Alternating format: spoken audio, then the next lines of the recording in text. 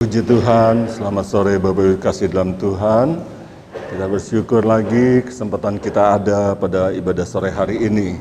Terima kasih juga kepada Bapak Ibu Gembala yang kembali memberikan kepercayaan, kesempatan saya boleh melayani pemberitaan firman Tuhan dalam ibadah sore hari ini. Puji Tuhan, kita sudah memuji Tuhan, kita tahu bahwa di atas pujian Tuhan hadir. Bukan di atas nyanyian, tapi pujian. Karena selalu saya katakan, orang yang mengeluarkan suara belum tentu memuji Tuhan. Kalau suaranya bagus, dia bisa menyanyi dengan baik, enak didengar. Tapi kalau tidak memuji Tuhan, tidak sampai tembus kehadiran Tuhan di sorga. Tapi dengan suara kita yang sederhana, kita memuji Tuhan, Tuhan hadir, dan ada jawaban dalam setiap masalah persoalan kita. Haleluya, puji Tuhan. Firman Tuhan pada sore hari ini kan saya beri judul bekerja untuk makanan yang kekal. Setiap hari kita makan ya. Setiap hari tubuh ini perlu makan. Setiap hari tubuh kita harus diberi makanan yang sehat. Puji Tuhan, di tengah keadaan yang sukar dan sulit, banyak orang dikatakan mulai kekurangan makanan sehingga ada bantuan-bantuan dari pemerintah. Puji Tuhan, pemerintah kita peduli. Karena memang dalam keadaan yang susah.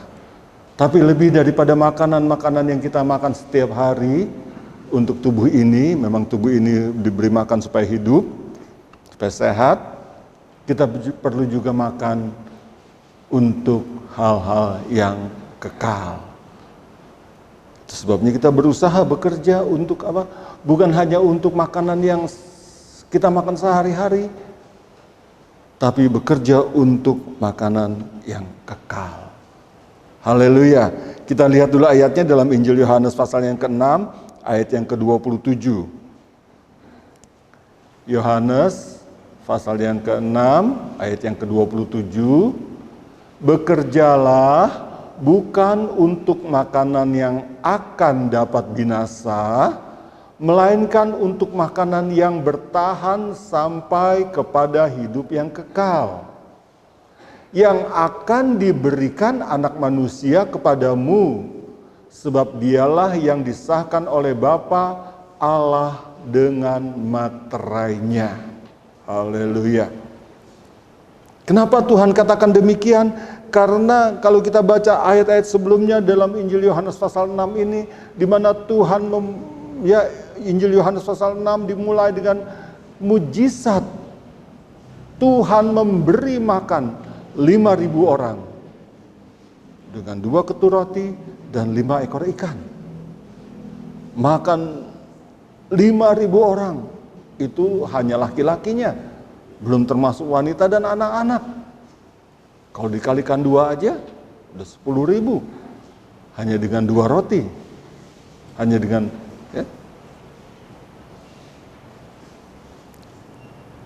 Tapi puji Tuhan, mujizat yang Tuhan kerjakan ini membuat orang-orang mencari Tuhan. Berusaha ketika habis selesai melayani orang banyak, Tuhan mengajak murid-muridnya, mari kita bertolak ke seberang.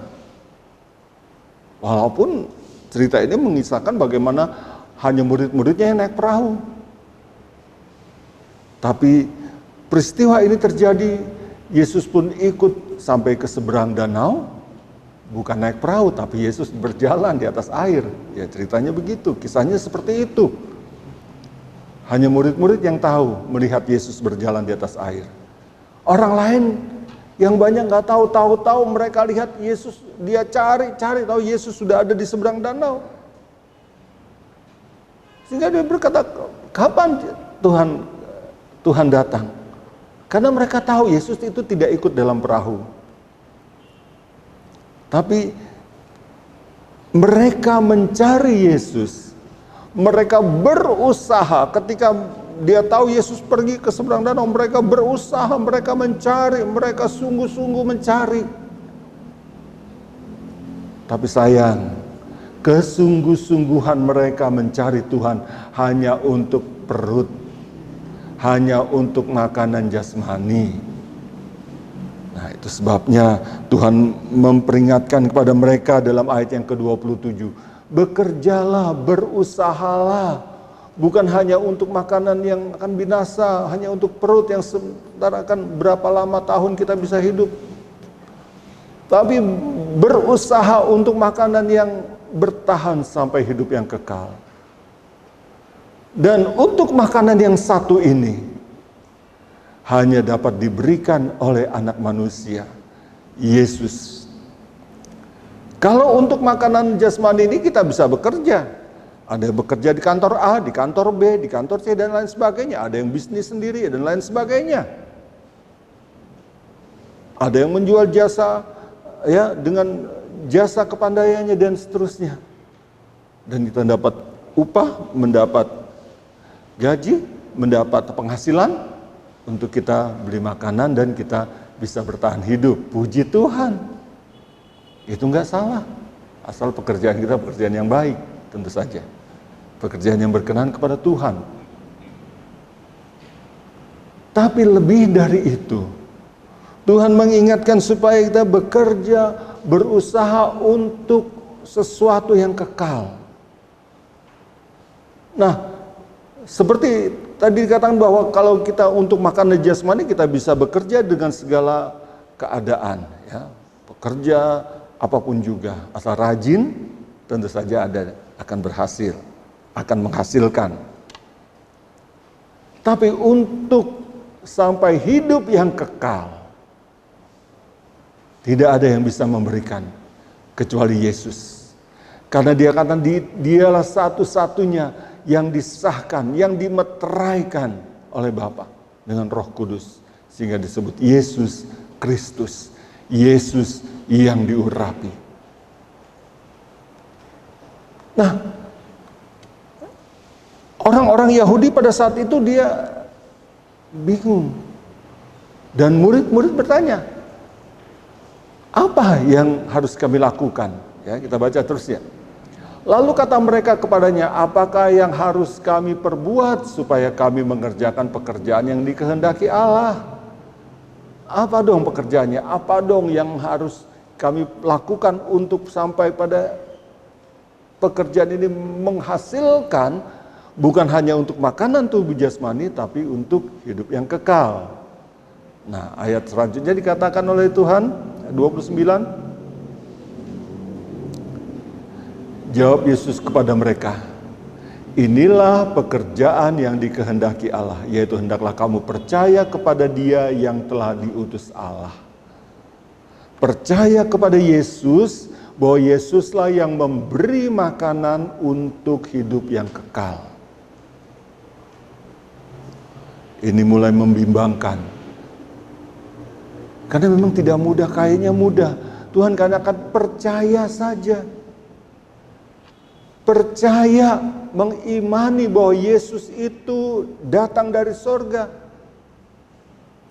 Bagi kita yang tidak pernah melihat peristiwa itu mungkin, waduh mau percaya.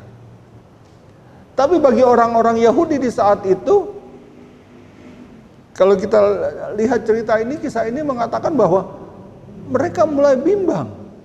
Kenapa? Karena dia tahu Yesus itu kan anak Yusuf. Yesus itu dia kenal sejak kecil. Mereka tahu dia anak tukang kayu. Kenapa sekarang dia katakan dia turun dari sorga? Nggak masuk akal.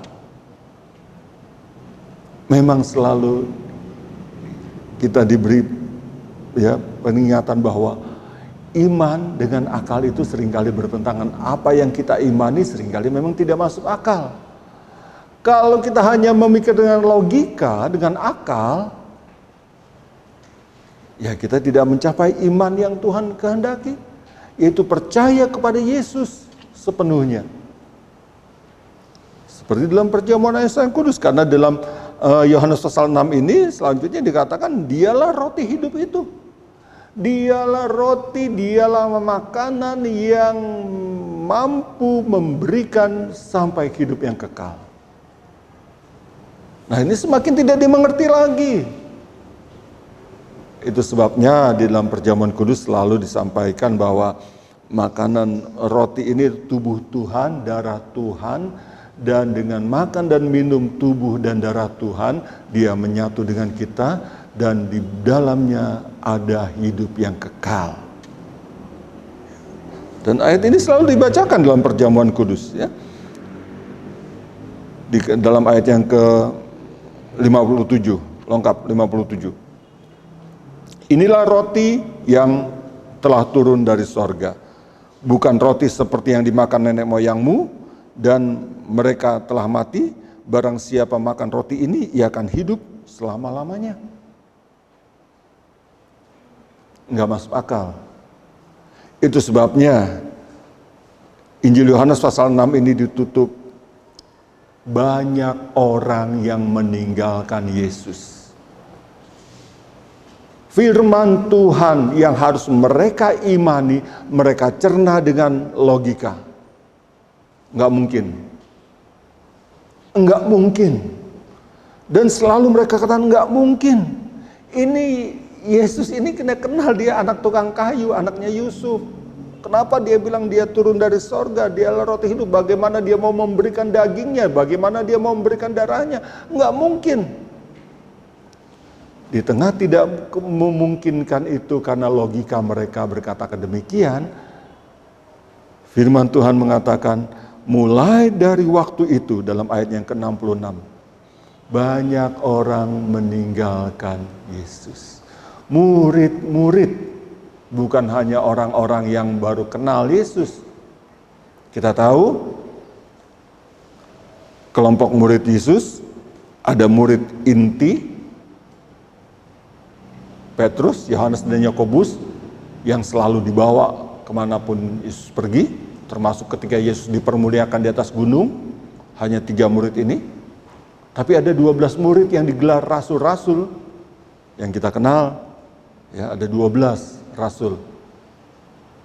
Dan di samping itu ada juga 70 murid yang pernah diutus untuk menginjil, memberitakan firman, mengusir setan. Dan mereka semua diberi wewenang, diberi kuasa oleh Tuhan. Dan mereka pun melakukan hal-hal yang spektakuler. Dan ada kelompok yang lebih besar lagi. Dan bahkan kelompok yang besar ketika Yesus memberikan makan 5.000 orang lebih.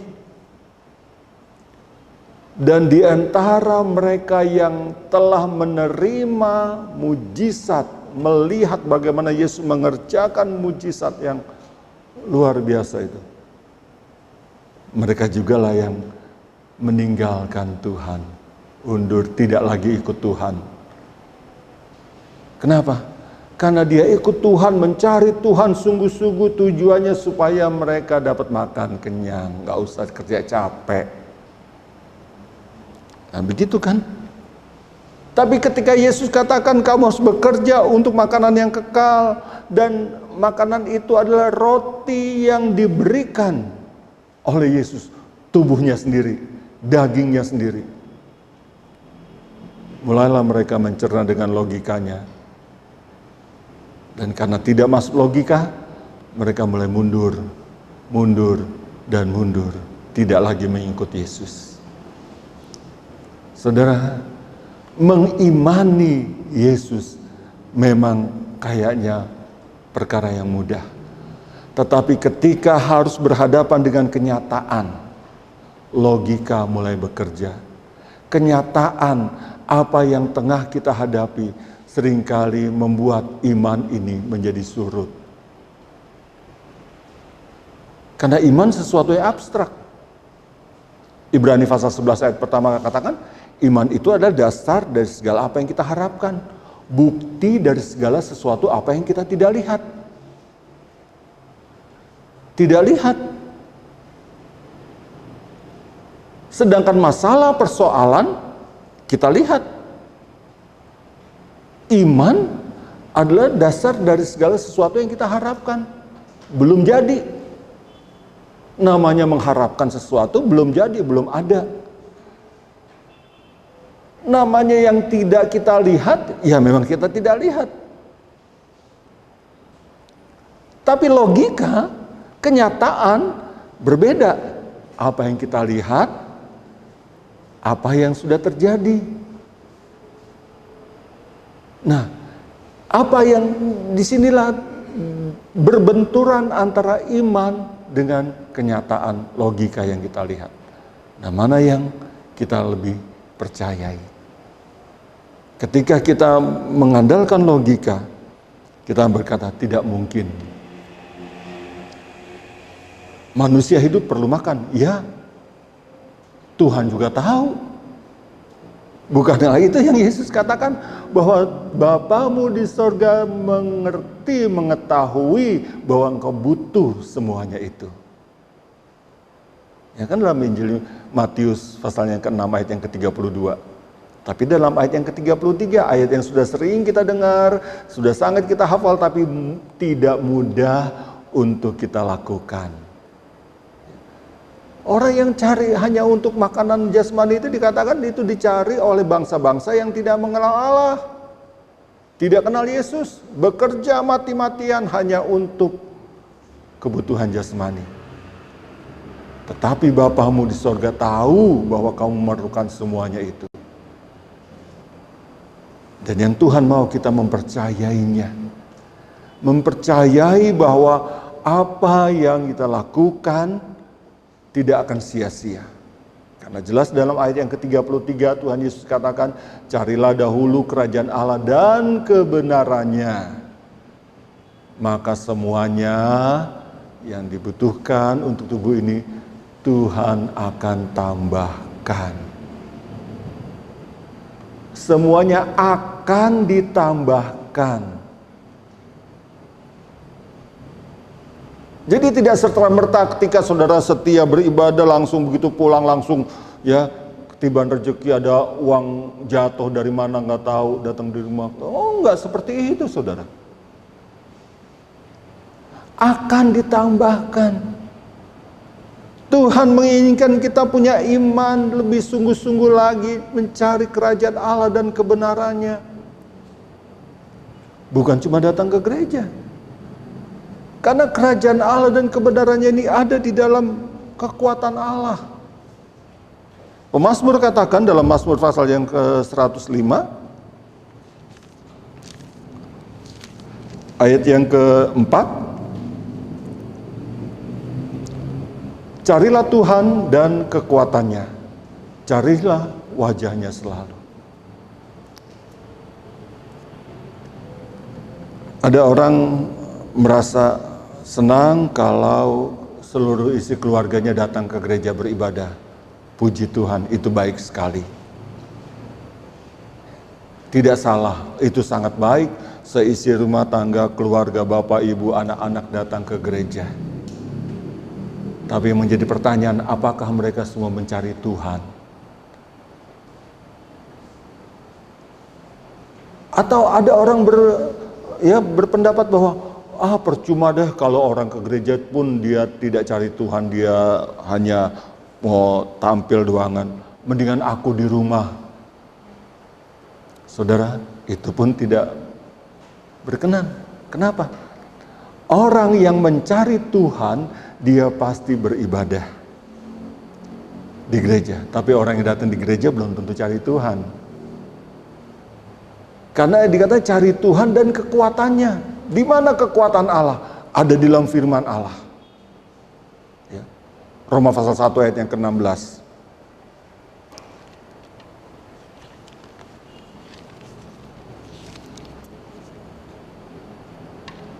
Sebab aku mempunyai keyakinan yang kokoh dalam Injil. Karena Injil adalah kekuatan Allah yang menyelamatkan. Setiap orang yang percaya, pertama-tama orang Yahudi, tetapi juga orang Yunani. Jadi semua yang percaya, dari suku bangsa manapun juga. Ketika ayat ini ditulis memang mereka masih terfokus kepada orang-orang Yahudi. Tetapi Paulus, dia mulai diberikan oleh Tuhan kekuatan atau ilham untuk menginjil kepada bangsa-bangsa lain.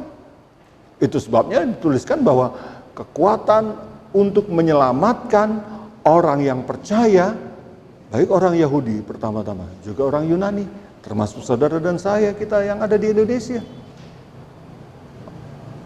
Keselamatan itu ada dalam Injil, yang dikatakan kekuatan Allah. Nah, kalau cari kekuatan Allah, kita tidak bertapa, saudara. Seperti ya para paranormal dan lain sebagainya, dikatakan kalau dia mencari ilham, dia bertapa di tempat yang sunyi dan seterusnya. Tidak. Kekuatan Allah itu ada di dalam firman Allah, Injil Tuhan. Jadi kalau saudara tidak suka Injil, tidak suka firman, tidak pernah makan firman, otomatis tidak ada kekuatan. Tidak ada kekuatan Allah di dalam. Dan kalau tidak ada kekuatan Allah, begitu ada masalah dan persoalan, itu akan iman akan segera surut. Itu sebabnya dikatakan Injil adalah kekuatan Allah yang menyelamatkan orang yang percaya. Sekali lagi, orang yang percaya, orang yang nggak percaya mah ya nggak akan diselamatkan. Kalau nggak percaya akan kekuatan Allah dalam firman Allah, itu sebabnya orang tidak suka makan firman, baca firman kalau di gereja itu pun kalau lagi sempat datang ke gereja, kalau enggak ya enggak.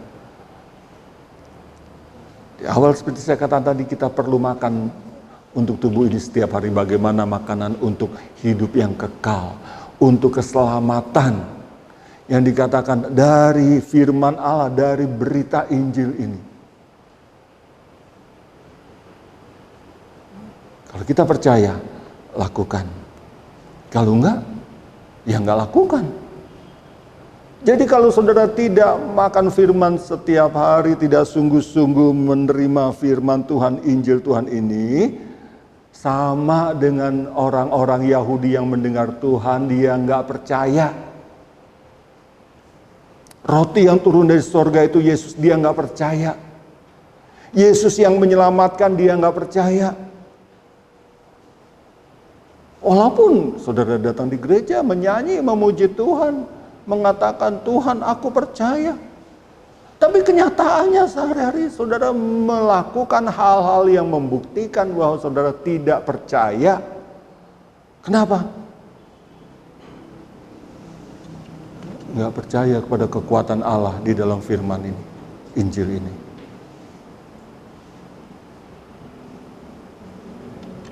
Memang kita harus melakukannya, seperti dikatakan tadi dalam Yakobus pasal 1 ayat yang ke-25 ya, yang menyelidik firman, ya, hukum yang sempurna, hukum yang memerdekakan orang, dia melakukannya dan berbahagia karena perbuatannya. Ya.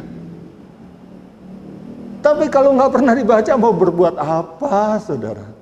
Apa yang harus kita lakukan? Nggak tahu. Hukum yang mana nggak tahu. Ya, seperti kalau kita pergi ke negeri lain, bangsa lain, atau orang dari di negeri lain yang kita tidak tahu aturannya, hukumnya bagaimana, ya mudah sekali kita melanggar. Kenapa? Karena kita nggak tahu hukumnya, kita nggak tahu peraturan-peraturannya di tempat situ. Nah, begitu juga keselamatan yang harus kita kerjakan. Kalau kita tidak pernah baca firman ini, kita tidak tahu firman ini adalah hukum Allah yang menyelamatkan, bagaimana kita bisa melakukannya? Saudara dituntut melakukan firman, tapi nggak tahu firman. Apa yang harus dilakukan? Memang itu sebabnya tidak mudah banyak orang yang meninggalkan Tuhan di waktu itu. Terima firman Allah dan lakukan. Begitu banyak peraturan-peraturan di dalam Alkitab. Begitu banyak peraturan-peraturan yang harus kita ikuti. Kalau kita tidak pernah baca, nggak pernah tahu, mudah sekali kita melanggarnya. Dengan kenapa? Ya dia juga begitu kok. Ya dia juga sama kok. Ya udah ikut-ikutan lah dengan mereka dengan mereka. Tapi kalau kita tahu firman, orang yang salah kita tidak ikutin yang salah. Orang yang benar kita ikut yang benar. Kalau kita tahu firman, ya seperti di ibadah ulang tahun Bapak Gembala kemarin kan, di dalam Ibrani pasal yang ke-13 ayat yang ke-7, contoh iman pemimpinmu. Tuhan kita tidak lihat, firman Tuhan ada yang kita bisa baca, dan dianjurkan mencontoh iman pemimpin.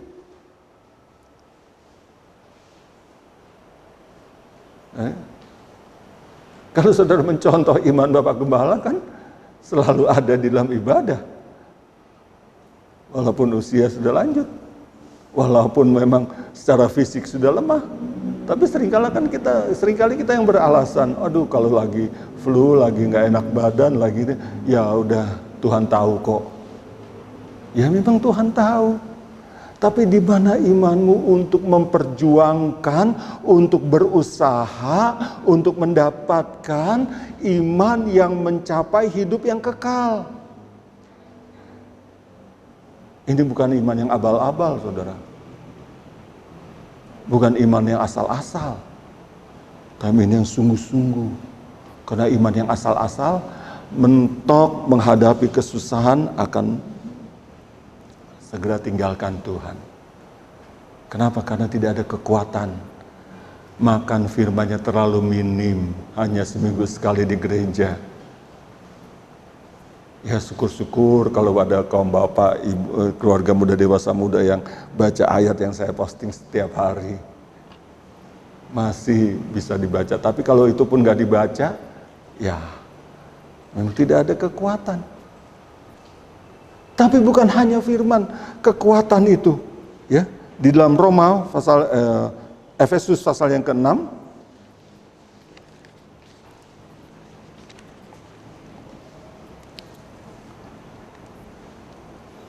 ayat 10 dan 11. Akhirnya hendaklah kamu kuat di dalam Tuhan, dalam kekuatan kuasa-Nya. Kenakanlah seluruh perlengkapan senjata Allah supaya kamu dapat bertahan melawan tipu muslihat iblis. Kuat di dalam kekuatan kuasa-Nya. Injil adalah kekuatan Allah. Dan juga kuasa Allah, Roh Kudus. Roh Allah yang ada padaku. Tadi ya, saudara, lebih besar dari semua roh yang ada di dalam dunia ini. Iblis datang dengan tipu muslihat, saudara. Bukan seperti kalau saudara nonton film horor, ya, iblis datang dengan menyeramkan, dengan seperti monster yang menyeramkan. Wah, kalau iblis datang seperti itu, orang pasti lari, kocar-kacir, takut. Ngapain mau ikut iblis yang seperti itu? Tapi kalau dia datang dengan tipu muslihat, enggak apa-apa kok, cuma sedikit. Bohong-bohong sedikit enggak apa-apa kok, demi kebenaran. Pernah kan? Saya pernah dengar anak Tuhan bilang begitu. Bohong dikit enggak apa-apa, demi kebenaran. Karena enggak tahu firman kan? Coba kalau tahu firman. Baca ayatnya, ya. Saya ingin selalu katakan ini supaya jangan sampai saudara mengatakan demikian, itu tipu muslihat iblis. 1 Yohanes pasal yang kedua. Supaya kita tahu, ada ayatnya yang mengatakan demikian, bahwa kebenaran itu, ya. 1 Yohanes pasal yang kedua, ayatnya yang ke-21. Aku menulis kepadamu bukan karena kamu tidak mengetahui kebenaran. Kita tahu firman Tuhan adalah kebenaran, ya. Ayat ini dituliskan kepada orang yang tahu kebenaran, kepada orang yang tahu firman, orang Kristen, saudara dan saya. Bukan kepada orang lain. Aku menulis kepadamu bukan karena kamu tidak mengetahui kebenaran. Dengan kata lain, aku menulis kepadamu karena kamu sudah tahu itu kebenaran, firman Allah. Tetapi justru karena kamu mengetahuinya, Karena kamu juga mengetahui bahwa tidak ada dusta yang berasal dari kebenaran. Tidak ada dusta yang dari Allah. Dusta itu dari iblis. Yohanes pasal 8 ayat 44. Iblislah bapak segala dusta. Jangan lagi-lagi saudara bohong dikit demi kebenaran. Itu tipu muslihat dari iblis. Kita perlu kekuatan Allah, kita harus tahu firman Allah supaya ketika ada hal-hal yang kita tolak dalam nama Yesus. Jangan berkompromi saudara. Hawa jatuh karena dia kompromi dengan iblis. Kalau Hawa dia menolak itu iblis, Adam dan Hawa nggak jatuh di dalam dosa. Tapi karena Hawa kompromi, ya dia terbujuk dengan tipu muslihat dari iblis. Tolak dalam nama Yesus. Akui, aku ada di dalam kuasa Allah. Roh Allah yang ada padaku, kuasa Allah yang ada padaku lebih besar dari segala roh yang ada di dalam dunia ini. Asal iman kita sungguh-sungguh, asal kita tahu bahwa kita memiliki itu kekuatan Allah. Firman Allah ada padaku. Kita memiliki kekuatan Allah, Roh Kudus ada padaku. Dan kalau itu tidak kita punyai, kita mudah sekali diombang-ambingkan dengan tipu muslihat iblis. Dan itu berpotensi kita tidak bisa bertahan menghadapi hari-hari yang sukar. Itu membuat iman kita semakin tergerus dengan keadaan-keadaan yang sukar. Saudara, seringkali di dalam khotbah selalu dikisahkan tentang Daud. Dalam 1 Samuel pasal 16 bagaimana Daud diurapi dan dikatakan sejak saat itu roh Allah berkuasa atas dia. Daud selalu berkemenangan karena Tuhan menyertainya. Itu ya, itu benar. Tetapi karena Daud terus-menerus digempur dengan ancaman untuk dibunuh, satu kali imannya pun lemah. Dalam 1 Samuel pasal yang ke-27 ayat yang pertama,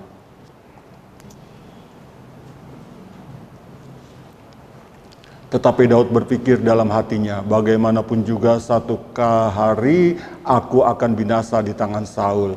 Jadi tidak ada yang lebih baik bagiku selain meluputkan diri dengan segera ke negeri orang Filistin, maka tidak ada harapan bagi Saul untuk mencari aku lagi di seluruh daerah Israel, dan aku akan terluput dari tangannya. Daud berpikir dalam hatinya. Dalam hal ini, kalau saudara baca cerita Daud bagaimana dalam 1 Tawarik pasal 5 bagaimana dia selalu bertanya dengan Tuhan, mau berperang bertanya dengan Tuhan, disertai kekuatan Allah sehingga dia berkemenangan. Tapi dalam hal ini ketika dia terus-menerus mendapat ancaman dari Saul, dia tidak lagi bertanya sama Tuhan. Daud lari ke negeri orang Filistin tanpa seizin Tuhan. Bukan bertanya kepada Tuhan. Tuhan tidak merekomendasikan Daud lari ke negeri orang Filistin. Tapi Daud berpikir sendiri, kemauannya sendiri, keinginannya sendiri, karena takut selalu dikejar-kejar Saul. Padahal berkali-kali Saul mengejar dia, tapi berkali-kali juga Tuhan luputkan. Berkali-kali Tuhan tolong. Tapi capek juga lama-lama si Daud ini. Udah larilah ke Filistin. Aman sementara, tapi masalah yang lebih besar dia harus hadapi. Konsekuensi dari keputusan yang tidak menurut kehendak Tuhan. Dia harus mengalami sesuatu yang sangat-sangat tidak menyenangkan.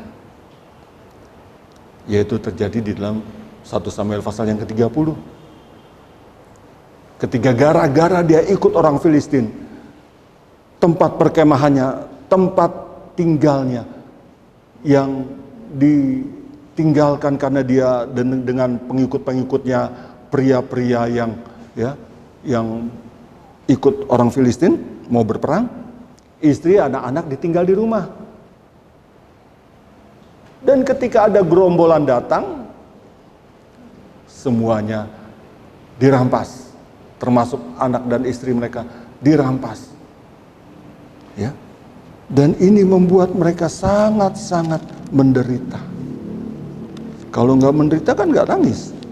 Dalam 1 Samuel pasal yang ke-30, ayat yang keempat. 1 Samuel pasal 30 ayat yang keempat, lalu menangislah Daud dan rakyat yang bersama-sama dengan dia itu dengan nyaring sampai mereka tidak kuat lagi menangis.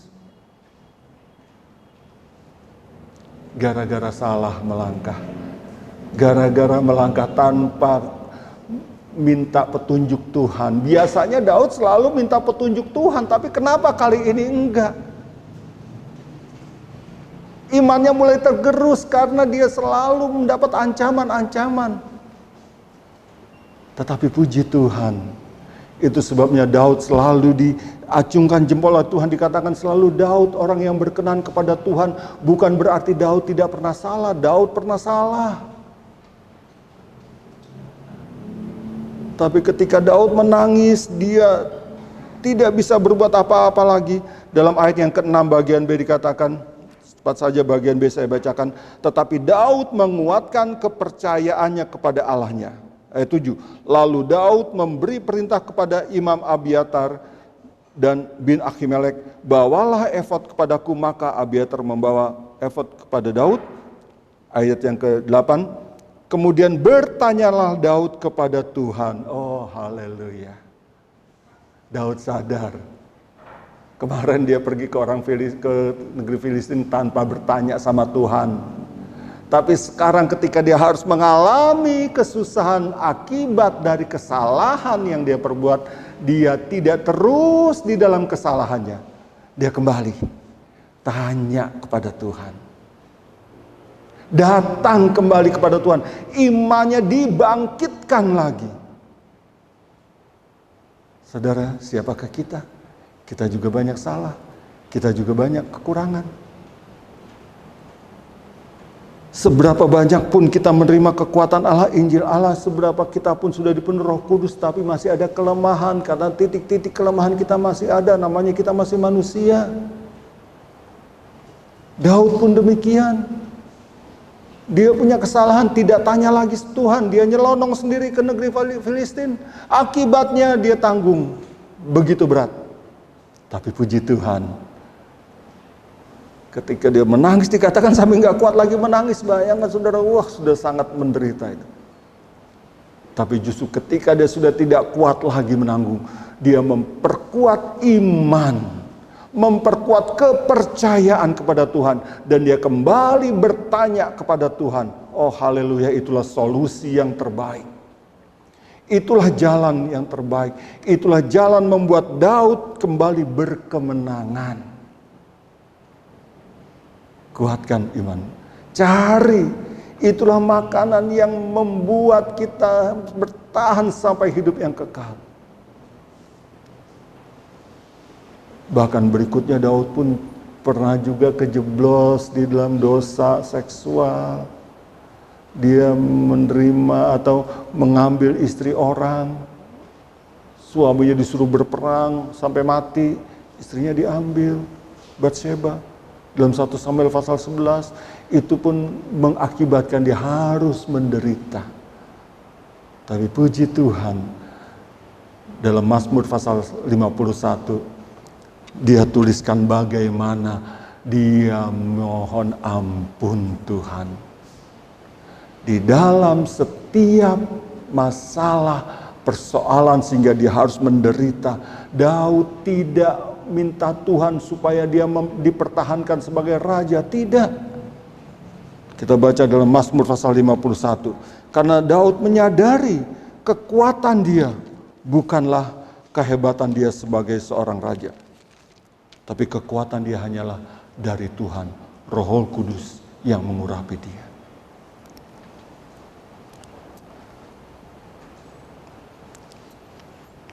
Ayat yang ke-13. Mazmur 51 ayat yang ke-13.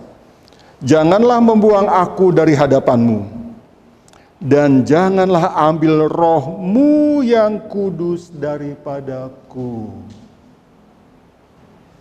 Ada banyak orang Kristen, anak-anak Tuhan yang sudah dipenuhi Roh Kudus, tapi enjoy saja ketika dia berbuat dosa.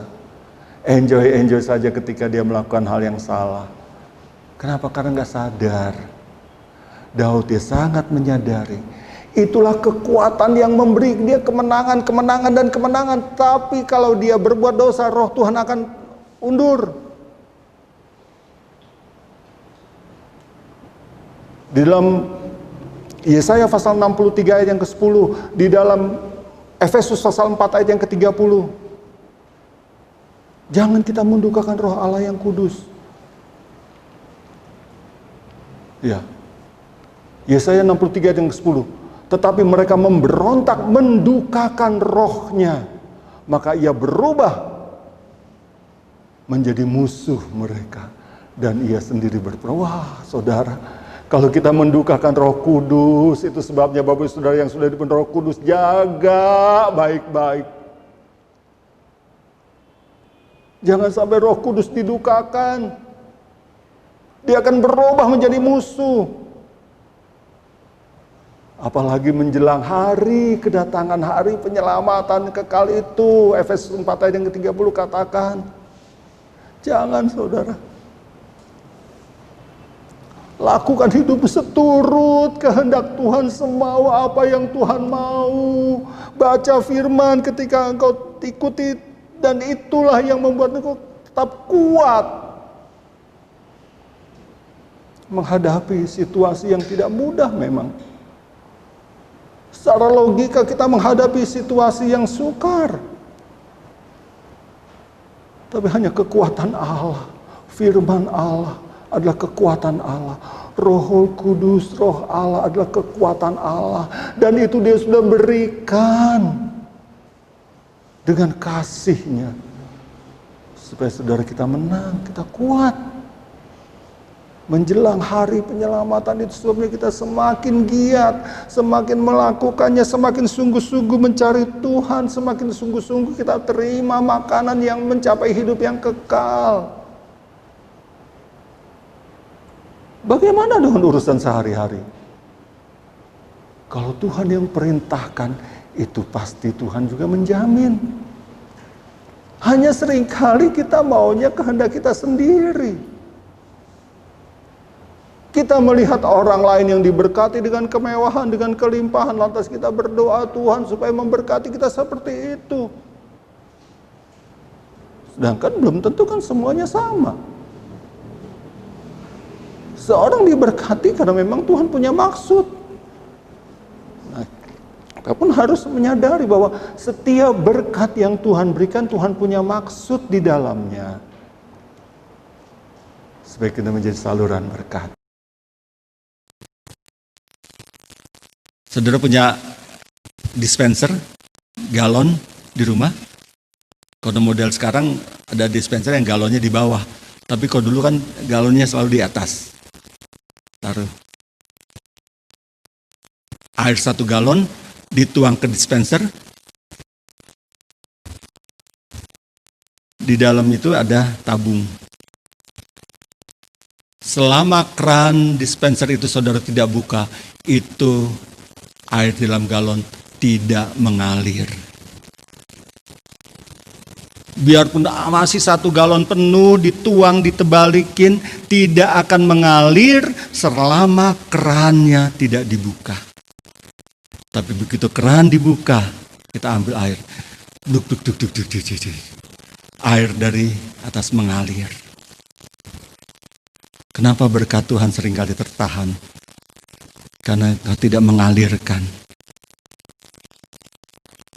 Tapi kalau aliran itu lancar, berkat Tuhan pun lancar. Karena kalau keran dibuka, aliran dari atas akan terus mengalir. Jangan kita menjadi takut dan kecewa, tapi Tuhan tahu yang terutama apa yang harus kita lakukan. Dan tidak inginkan kita terfokus hanya dengan hal-hal yang materi, karena itu sudah pasti. Kalau Tuhan berkenan, Tuhan pasti memberkati. Itu saja. Kenapa kalau Tuhan tidak memberkati, Tuhan dipermalukan? Kalau saya sampai minta-minta sedekah, mengemis, itu nama Tuhan dipermalukan. Seorang anak Tuhan, seorang hamba Tuhan yang memberitakan firman Tuhan berkuasa, sekarang dia minta-minta mengemis.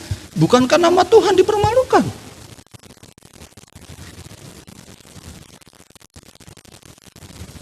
Sehingga apa yang kita imani itu pasti. Apa yang dikatakan carilah dahulu kerajaan Allah dan kebenarannya. Apa itu? Bukan hanya datang ke gereja Tuhan, saudara, tapi kita mencari kekuatan Allah. Dengar firman Allah, dan Roh Kudus mengurapi, supaya itulah kekuatan Allah yang menyertai kita. Nanti akan ditambahkan, akan diberikan, itu pasti. Bahkan di tengah kesulitan, resesi ekonomi boleh terjadi. Bukankah ada jaminan seperti yang dikatakan Wahyu pasal yang ke-6? Secupak gandum sedinar harganya, jelai 3 cupak sedinar harganya, tapi minyak dan air anggur tidak dirusakkan. Iman anak-anak Tuhan yang tetap teguh, tetap percaya, tidak akan digoyahkan. Hanya bagaimana keadaan kita, hanya bagaimana keputusan kita hari-hari ini. Apakah kita lebih condong, lebih cenderung, sungguh-sungguh berusaha, bekerja, cari nafkah demi kebutuhan yang banyak? Memang kita harus bekerja. Tapi bukan hanya untuk bekerja, untuk makanan tubuh jasmani ini saja. Tuhan tahu bagaimana kita, kesungguh-sungguhan kita ketika kita sungguh-sungguh melayani Tuhan.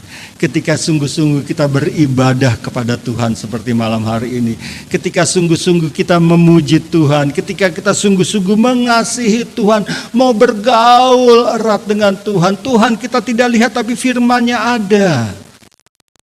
Bergaul erat dengan Tuhan berarti kita terima perkataan-perkataan Tuhan, firman Tuhan ini yang memberi kekuatan kita. Bergaul dengan Tuhan berarti kita berdoa di dalam urapan Roh Kudus. Karena Roh Kudus yang memberi kekuatan. Haleluya, haleluya. Apakah itu kau lakukan setiap hari?